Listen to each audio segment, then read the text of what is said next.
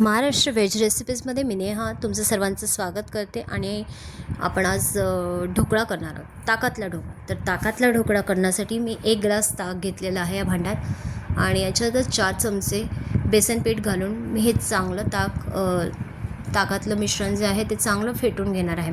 तर यात आपल्याला 2 चमचे साखर, 1 चमचा मीठ आणि किंचित हळद टाकून चांगलं मिश्रण एकजीव करून घ्यायचं आहे. याच्यात जराही गुठळी राहता कामा नये. हे जे मिश्रण आहे रात्री झोपताना मी करून ठेवलं आहे सकाळच्या नाश्त्यासाठी. तर सकाळच्या नाश्त्यासाठी रात्रभर ह्या ताकाला मी साईडला ठेवून देणार आहे. तर तुम्ही बघू शकता आता दुसऱ्या दिवशी सकाळी मी कढई ठेवली आहे आता गॅसवर प्रीहीट करायला.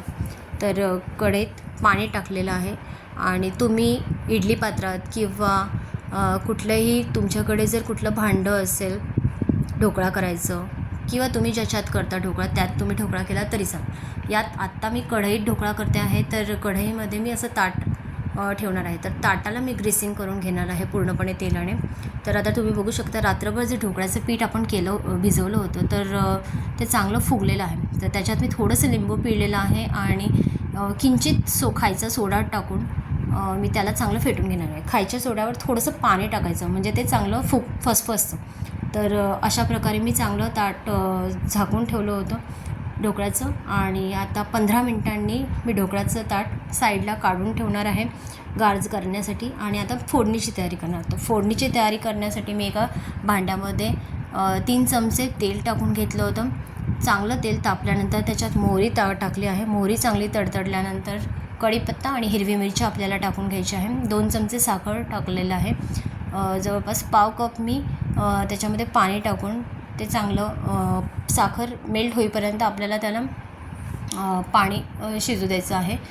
आणि हे जे पाणी आहे आता फोडणीचं तर ते पाणी आपण ढोकळ्यावर टाकणार आहोत. फक्त ढोकळ्यावर आपल्याला हे पाणी टाकण्यापूर्वी आपल्याला ढोकळ्याला फोडी करून घ्यायच्या आहेत चाकूच्या साहाय्याने. तर अशा प्रकारे मी फोडी करून घेतल्या आहेत. ढोकळ्याच्या फोडी यासाठी करून घ्यायच्या कारण आपण जे साखरेचं गोड पाणी केलेलं आहे ते सगळीकडे स्प्रेड होतं फोडी केल्यानंतर, म्हणून पहिले फोडी करून घ्याव्यात. तर अशा प्रकारे माझा ढोकळा खायला तयार आहे. तर मी थोडंसं लाल तिखट होतं ते साईडला पेरलेलं होतं आणि थोडासा भाग मी माझ्या मुलीसाठी ठेवला होता, ती तिखट खाणार नाही म्हणून. तर अशा प्रकारे माझी ढोकळ्याची रेसिपी तयार आहे. ढोकळा तुम्ही चटणीबरोबर किंवा सॉसबरोबर खाऊ शकता. रेसिपी कशी वाटली ते कमेंट करून सांगा आणि रेसिपीला लाईक, शेअर, सबस्क्राईब करा.